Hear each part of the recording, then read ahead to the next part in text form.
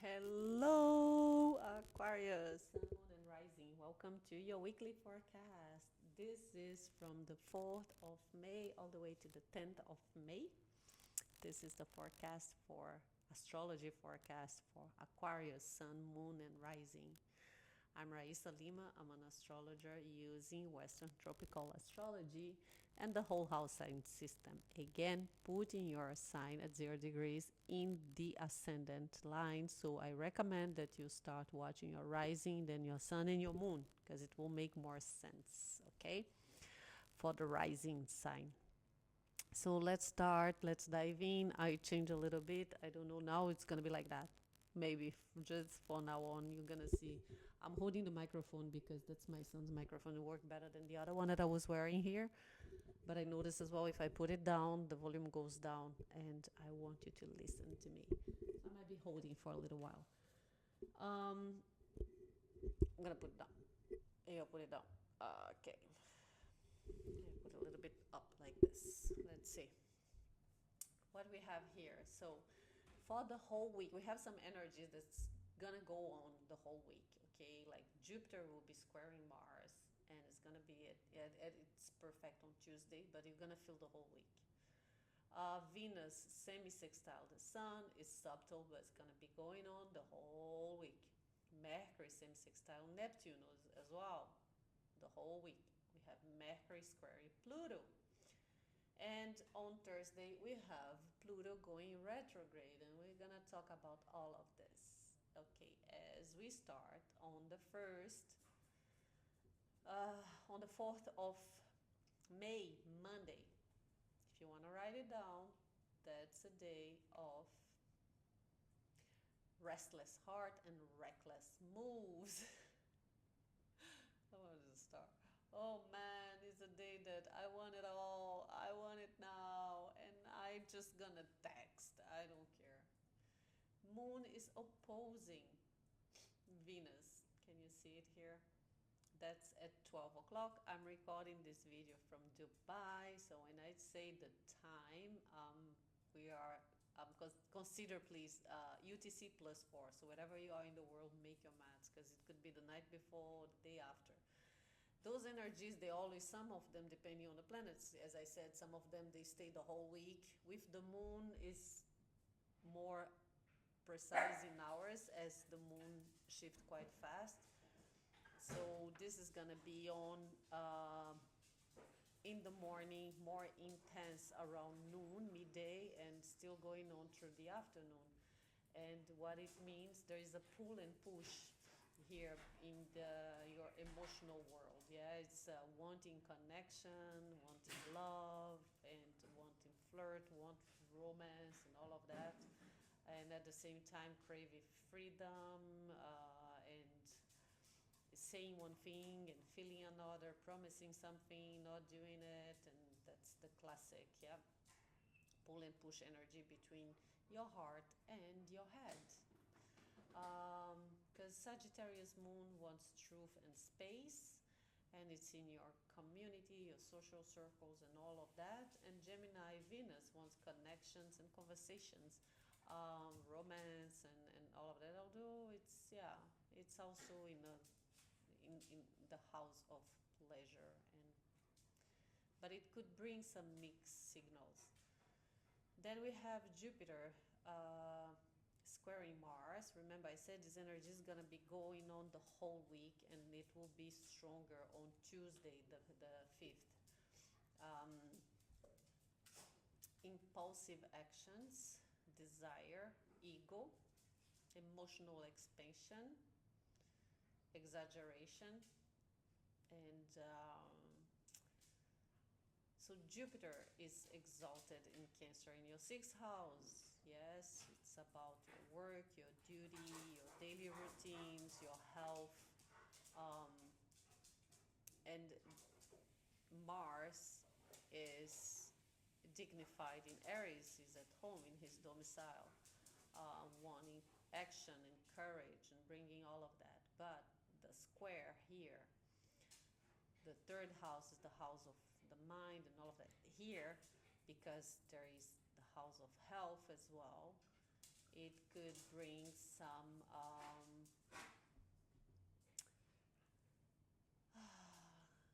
yeah, maybe it's a little health issues to be mindful for. Be careful this week.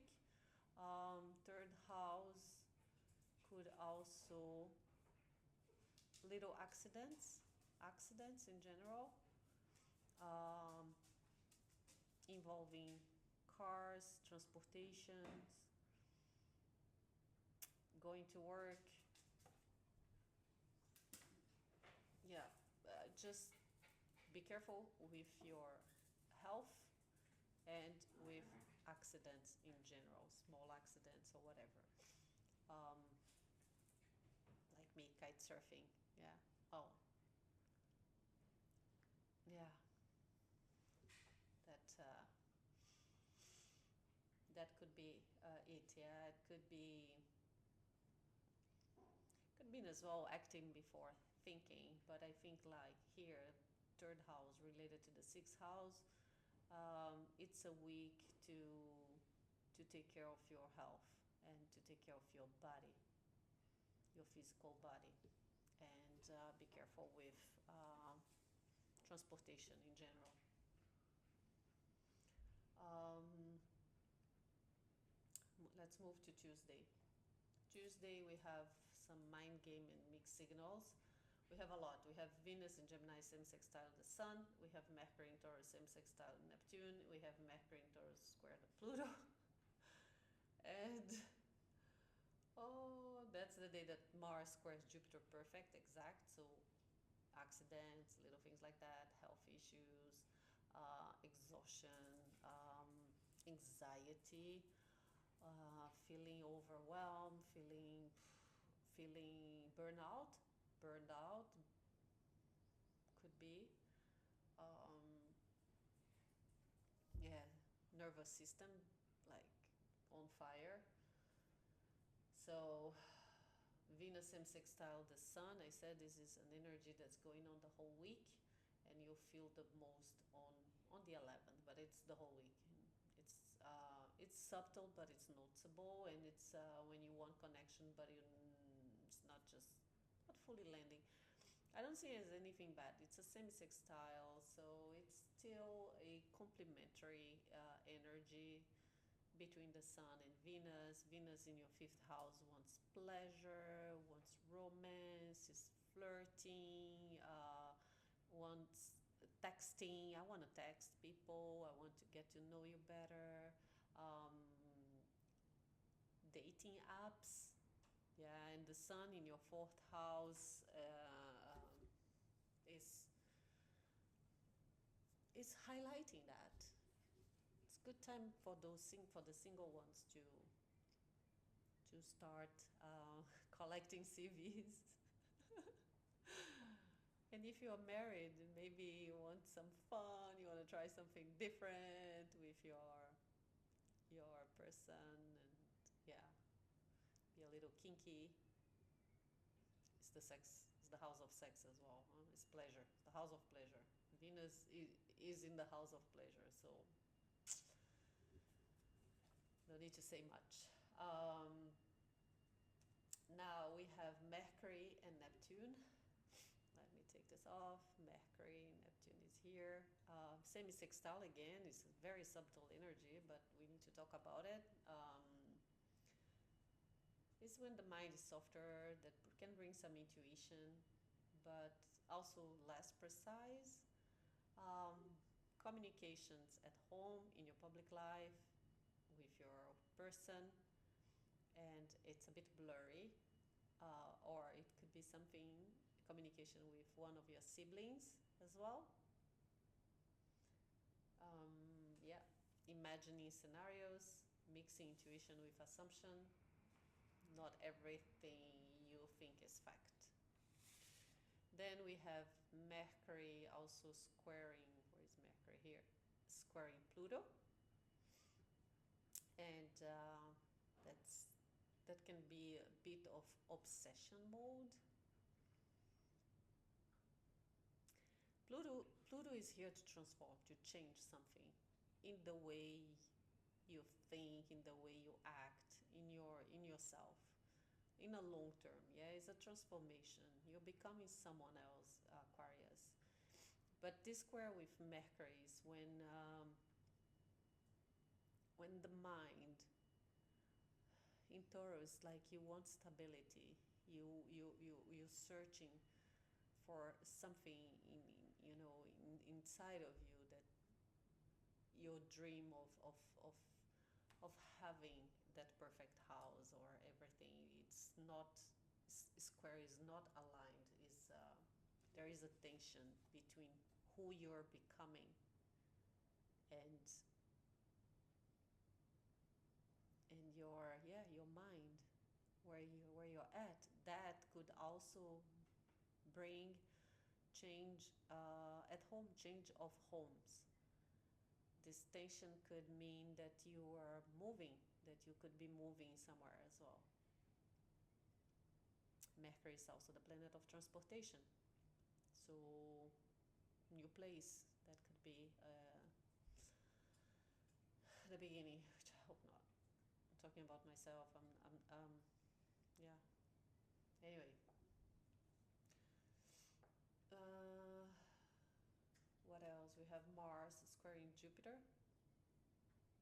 That's also an ongoing energy. Okay, that's the whole week. That's the pressure behind the mind. Here you might say too much, you might reacting too fast. We were talking about this, accidents, um, health issues. Okay, I need to circle this down because I already talked about it. Okay, so Tuesday, please don't jump to conclusions. Don't act on your first thought. Be mindful with your health, where you're going, how you drive, with your actions, not to be too impulsive, too big, too deep, to go too fast. Um, yeah, that's what I have for Tuesday. Let's go to Wednesday. So, reality check after the fog. Moon enters Capricorn. Now, the moon in Capricorn,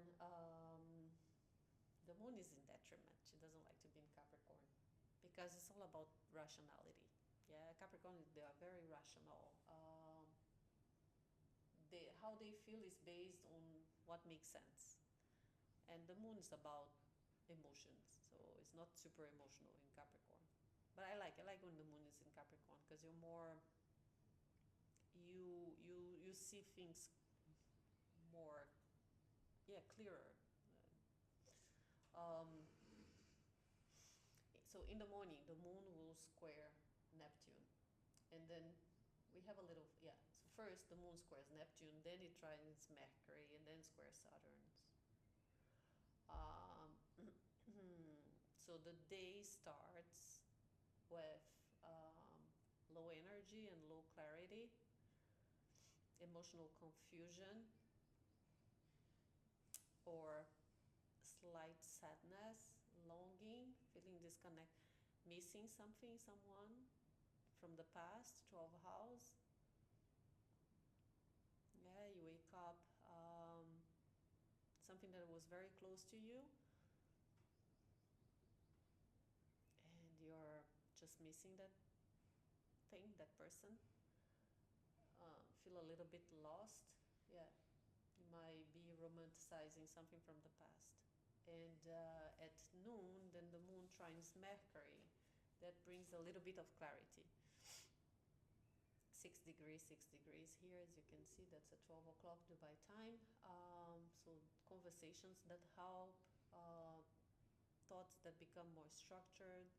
At home, you might feel a bit more anchored around those. So you might wake up like missing someone, and then but you have the support at home. You have the support in your within your family.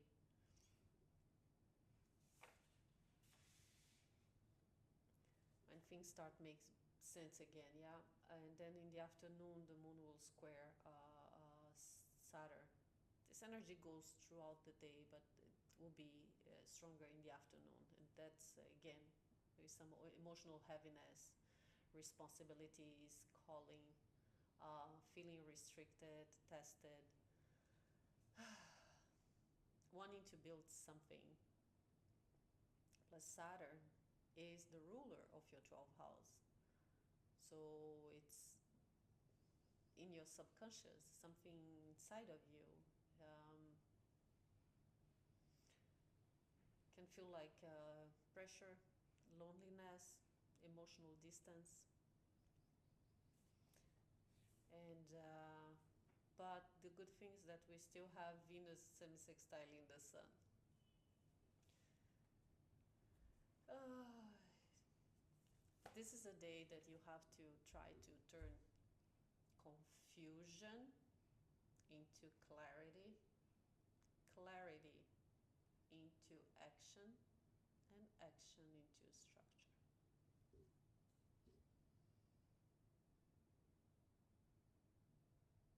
If you feel confused, get focused. Let's move to Thursday, the 7th. Now here we have control versus reaction. The moon in Capricorn trines the sun,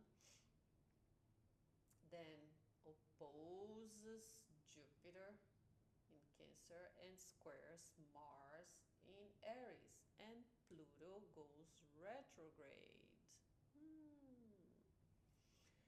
So this is a day that feels like I've got everything under control until something pushes me. The morning starts very strong. You're grounded, you're focused, you're emotionally stable, you know what you're doing it well, your best window of the day, so use it. But then with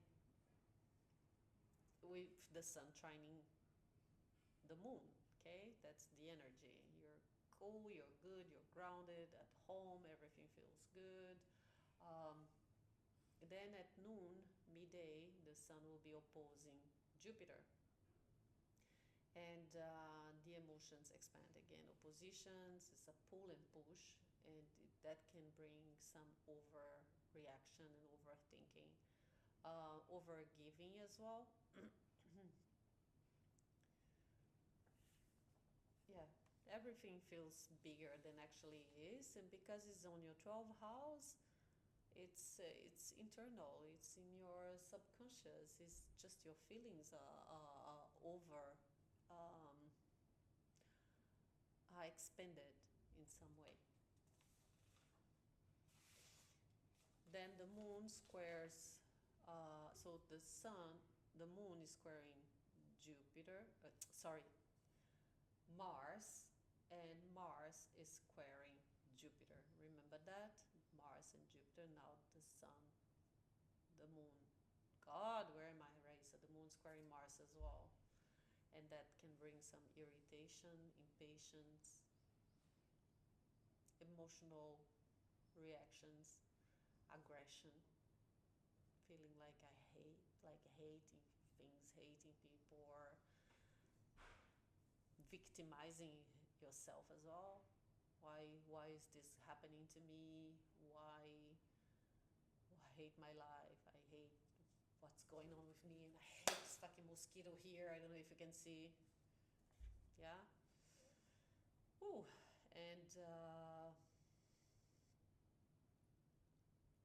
so you can go from calm to I'm done in 2 seconds here, especially in conversations and relationships. And now, for all of that, add Pluto retrograde. So something is shifting internally. So when a planet goes retrograde, means that the energy goes inward. It's no longer an energy outward. So Pluto in your first house, in your sign, is obviously transforming you in the way you are, the way you think. It's very deep. It's wanting to go deep and having more control through detachment. You're just changing your persona throughout this phase. But now he goes inward, so now it's not only the outward world, it's inside of you. And you're gonna feel it more inside. That something has to die and to rebirth, to your, let's say, patterns or things that the way you think, the way you act is changing, is transforming. Yeah, it's not about reacting to others. It's about realizing why something triggers you in the first place. Um, so use the morning for important things. Don't react. Don't overreact around noon, and pause before responding in the evening. All right? Friday. Friday the 8th, we have some breakthrough and detachment. Now the moon enters your sign, Aquarius, on the first house, and it will trine Uranus. It will sextile Neptune, and it will conjunct Pluto in Aquarius, now retrograde. So this days feels like I can see, I can see clearly now. The rain is gone. I can see clearly now, and I'm not going back. It's a day for clarity. So the moon in Aquarius gives you some distance. You step out of emotion and you go into observation mode. And then comes Uranus here. Poof! Surprises! Yeah, sudden realization, shift in perspective in your fifth house. It's about having fun, pleasure, life, your hobbies, and yeah, romance. Maybe some new romance coming in, or maybe you're open to new ways of connecting to people, or yeah, just open up to say, okay, this was gone. Remember the full moon in Scorpio on the first, whatever you left there. And now this week on the 8th, on Friday, like, I'm ready for the new. I'm ready to start again. Maybe dating, maybe start dating again, maybe go on dating apps. Man, there is a mosquito here. It's driving me nuts. Wait, sorry. Sorry, guys. I need to kill it. Fucking mosquito on my neck.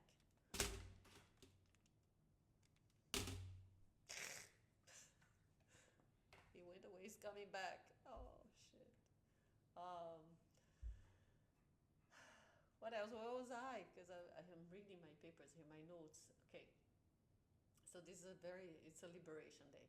Okay. Then we have Neptune as well. It's a sextile, the moon, and sextiling Neptune.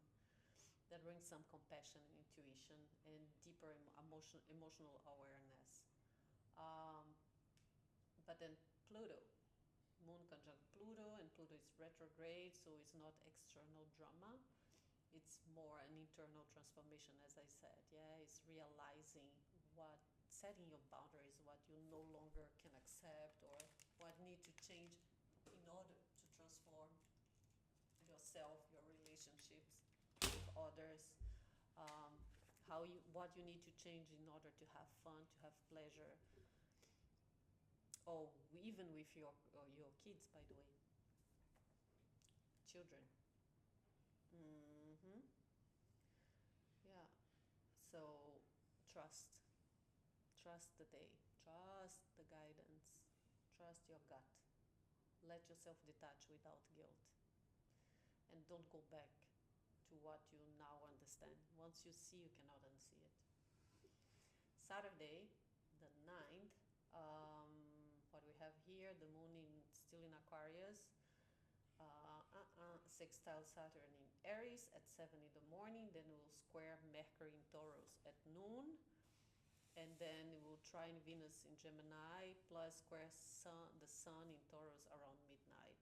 These days feel like I'm clear. Wait, why is that getting complicated again? No. So in the morning, the moon sextiling Saturn at 7 a.m. Dubai time, UTC +4, make your maths. It's calm, grounded, stable, clear boundaries, practical mindset regarding the thinking, writing, speaking, communicating, selling, marketing, advertising,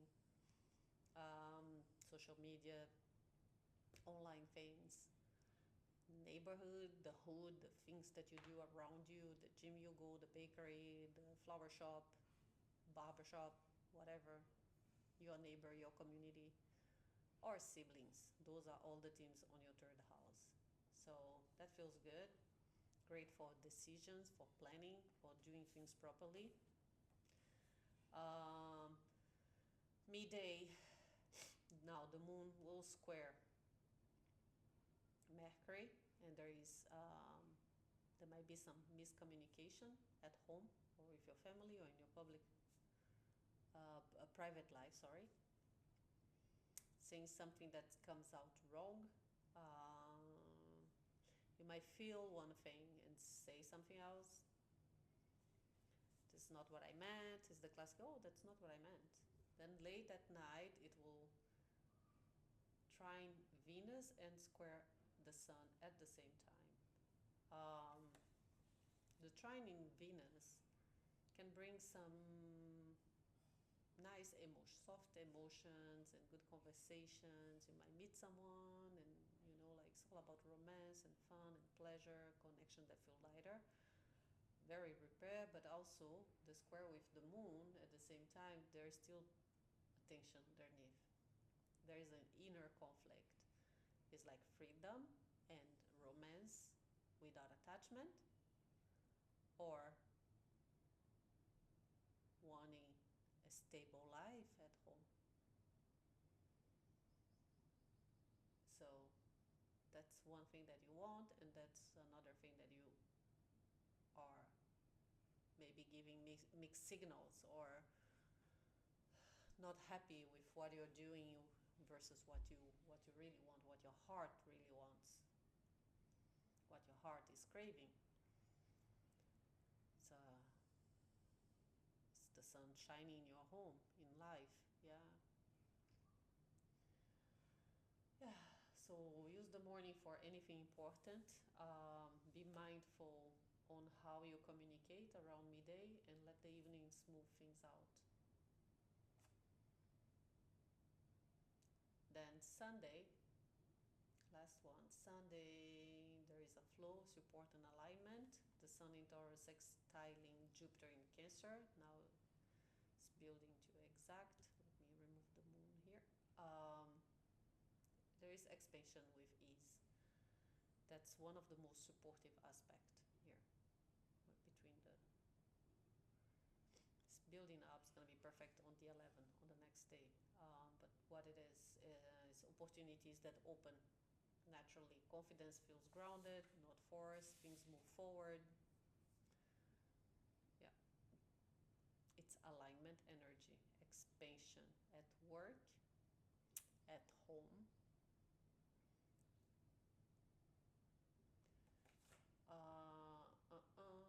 Physically, there is energy. Physically, you feel more active, you feel more energetic. Maybe you go to the sun, maybe you feel like you need to be in the sun Sunday. I will, probably, because that's what I do every Sunday. I go to the beach for kite surfing. And this is something that is interesting on these days, the degree activation that goes from 19 to 24 degrees. So we have the Sun at 19, Venus 19, Jupiter 20, Mars 23, the Moon at 24 at noon. Okay, so in the morning it will be less, in the afternoon it will be more. So all those planets are in conversation, and this creates synchronicities and meaningful interactions. So events that feel meant to happen. It's like the sky saying everything is connecting now. So be open, trust the flow, allow things to come to you. Because Jupiter and Venus are very benefic planets. The Sun and the Moon are at your favor. And you only have Mars, which has the good and the bad. We say it's a malefic planet, but I don't see it this way. because it's the planet of your drive. It's what pushes you forward. It's courage. It's action. So, yeah, it's a day to, yeah, synchronicities. Hmm? And this is what I have to you. It's a green light day, Sunday. So now let me get my tarot cards before go. Let's finish by checking what you need to focus on this week. And especially on Sunday, if you have any planets on these degrees between 19 and 24, you're gonna feel the most. Yeah, you might be aligned to your planet somehow, and you feel what's synchronized. This is a general overview for all signs. Yeah, it doesn't apply to everyone because we all have different charts. But if you use the whole house sign system and you have your rising Aquarius, those houses will make some sense. So take as it resonates and leave the rest behind. Okay? But I hope it gives you some guidance. So what does Aquarius, need to focus on this week? The Two of Pentacles. Two are always, it's not a crossroad, but options. When you have options. Two is also Gemini, by the way. And the Two of Pentacles might be juggling between options. Yes, yeah. It's the card of possibilities. You just need to choose. You got to choose, but you're juggling between things.